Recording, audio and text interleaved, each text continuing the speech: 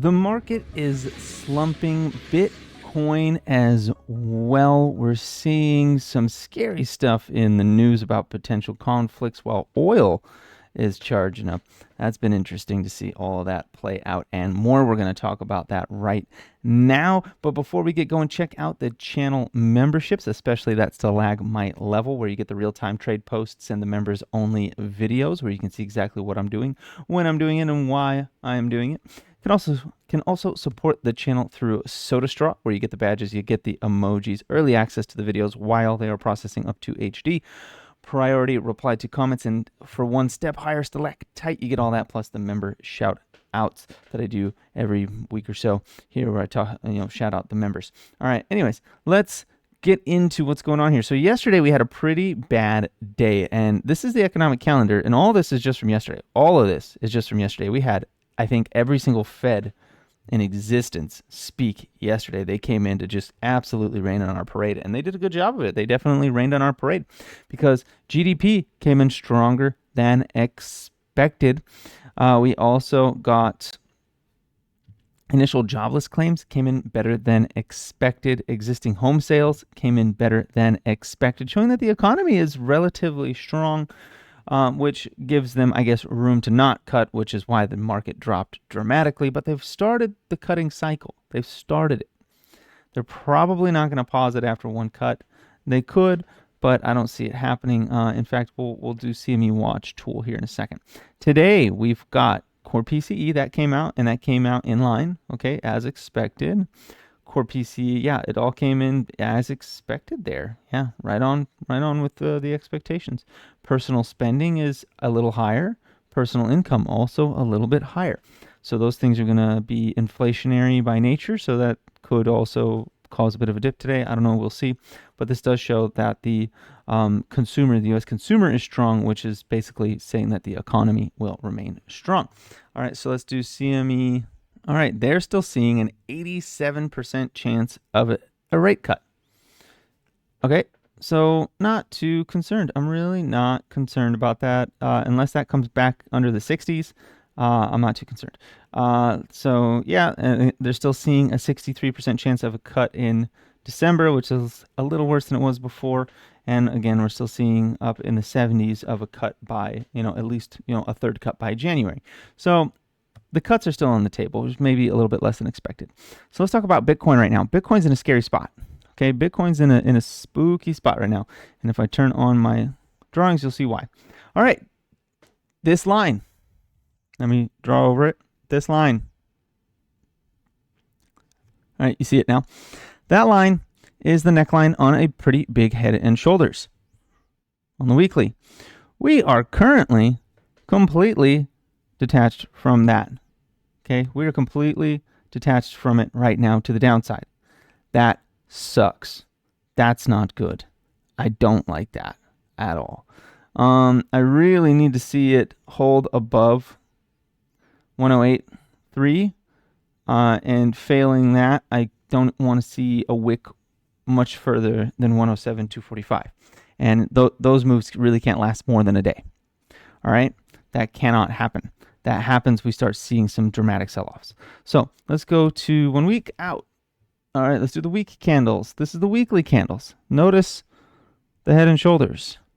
Shoulder, head, shoulder. There's the neckline. It breaks the neckline. We come all the way back down to about 84 potentially. Now we would absolutely stop and take a breather likely around 95. But even from here to 95, that's pretty dramatic. And if we went to the full extent of the head and shoulders, we'd be coming down to about 84 potentially. Okay, so that sucks. That's not ideal. I don't want to see that. Now, we would hit the bottom Bollinger at 95, and we definitely would hang out and wait there. Now, let's turn on, let's see, the Gaussian channel. Let's see how that's looking here. And then I'll just leave it as is. Who cares? All right, 1 day. Let's go back to actually, I want to see the 3 day. Turn off my drawings. All right, the Gaussian channel. So where are we on the Gaussian channel? So we're back inside of it. So we're probably going to touch at least the center of that on the 3 day, which is about 105. That's likely to happen. Hopefully we touch it and take off. I really don't want to see us come back down to the bottom of that channel, which is also about 95 on the 3-day. And if we get beneath that, then we are opened up to some significant drawdowns there. Let's see what it looks like on the weekly real quick. On the weekly, we have room all the way down, to about 97, just to touch the top of the Gaussian channel. And on the 1-day, we are below it. On the 1-day, we are below the Gaussian channel. We got to get back up and above 110, 111 to start even getting towards the middle of that Gaussian channel, which is going to be 113. So that's not ideal. That's not great. I don't like that whatsoever. So Bitcoin's looking bad. It's doing very bad for my IBIT calls. There may be a scenario where I need to roll those out further, so I'd take a loss and roll them further and higher. But we'll see. Not higher, but further and lower. We'll see that happening potentially. Then we got Sols doing badly. Doge is not doing so hot, which means Zone is doing terribly. Also, Zone announced the day before, Zone announced, this is something we got to talk about. Zone announced that they're going to do dilution, pretty big dilution. Let me see here. Is it not there? Okay. On this one, I believe, the S3. Okay, on the S3. And we come down, it was something, where is it? Showing that they were going to increase the shares. Okay. They want to increase their shares to 198,824,000. Guess how many shares they currently have outstanding? 14 million. They want to more than 10x. It's more like almost a 20x, but not quite. I think it's more like 15 or something. But they want to more than 10x the amount of shares. Basically meaning that each share, and this is why it keeps dropping, each share would be worth less than 10% of what it's currently worth. Okay? Which would be, what's 10% of $2? 20 cents? So this is now a 20-cent company, basically, as far as anyone's concerned right now, unless something changes. So that sucks. Now, their market cap is still significantly below what they own in Doge. But when you're announcing 10x dilution, now they haven't done it yet. Who knows when they're going to do it, but they have the ability to do it. I fully expect, if price gets back up and fills this gap towards like $6.70 or so, for it to immediately fall off a cliff as they go into just selling new shares like crazy. So look for that. I don't think it's completely out of the woods yet. I think it could move from maybe 5, 6, maybe even as high as $7. But once it hits a high, it's going to sell off dramatically. It's going to fall off a cliff. All right, because they're going to start issuing shares like crazy. So pay attention to that really, really closely. I don't know what happened to UUU, but that's right. It got a special cash dividend of $1 per share, which gets paid out today, actually. Is that today? Yeah, it's paid out today, which is causing a 22% drop on that one. So this one will actually likely recover. So pay attention to UUU. That could be recovering as early as Monday. So watch that. This is just from the dividend payout, and afterwards it should pop up. It should pop up back up to like $5-6. So I might actually look at that one today. That's one to look at. CleanSpark down 3% today. That sucks. We're getting a lot of issues with so XLE. If you look at XLE, energy is coming back. Why is energy coming back? Well, if you're watching the news, there's a couple of things going on. One, government shutdown is looming. I posted about that. How the government's going to shut down again? No, it's not. It's not going to shut down again. You know why I don't think it's going to shut down again? Intel, MP, and LAC all ran double digits yesterday. All of them. They all ran. I think Intel did like 8% or something, but almost double digits yesterday. Every single one of them. You know what they all have in common? The government owns 10% of them. If we were actually scared of a government shutdown, why would the companies most closely held by the government go up dramatically while everything else fell? Why would that happen? It doesn't make any sense. So yeah, no, I don't think we're going to see that. The other thing that happened was Russia went into Alaskan airspace. They've been doing that constantly, and then the Secretary of Defense is calling every single general or high-ranking officer to the Pentagon, and they are currently there, every single one of them. Now, everyone thinks that that's a build-up for some kind of potential war, some sort of invasion. I mean, we have been blowing up boats off the coast of Venezuela lately. We have been doing some other things. They think, Russia's been getting into our airspace. They're like, it's going to be war. I don't think so. I don't think that's what's going on. I think it's something else.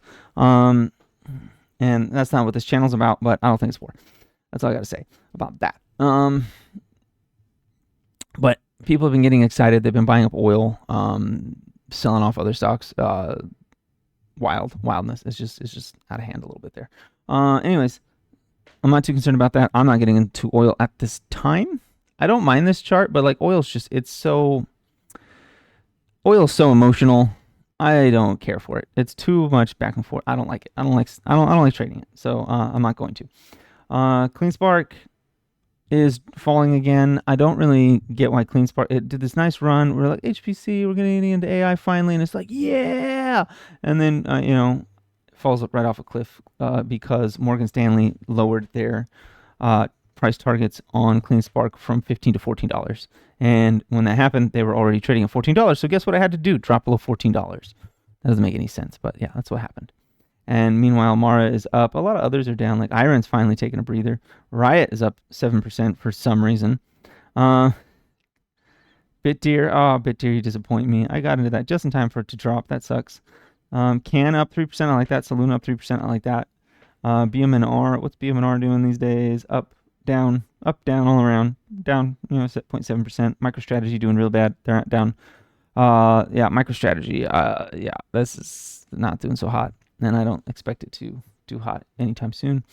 BMNR is still on an uptrend, so I'm not too concerned about that. I'd like to see it take out 64 at some point, and then we could open up some higher levels on that. SUI-G, that's the SUI Treasury. It's doing, I mean, it breaks this downtrend. It could return about 445, maybe fill this gap at some point. You know what I haven't looked in a while? BTM, but that's in the dumpster right now. Not bad. It's actually holding. Above 412, I'd be interested. Below 335, I'd wait. And right now I'm waiting as well. Okay. Crypto's coming up today. Crow went off that huge Trump news, and now it's dropping back down to baseline, so that's nice. Tesla up 1.6% today. That's interesting. I'll have to get into that. Anyways, I believe that's all I've got for you today. Go ahead and like, comment, subscribe, share this video. Check out the Trade Cave store, link in the description as well as the channel bio. Don't forget about the channel memberships, especially. That's the lag my level, where you see how I'm navigating this most difficult time of the year. And trust me, it is hard. And let's have a profitable day.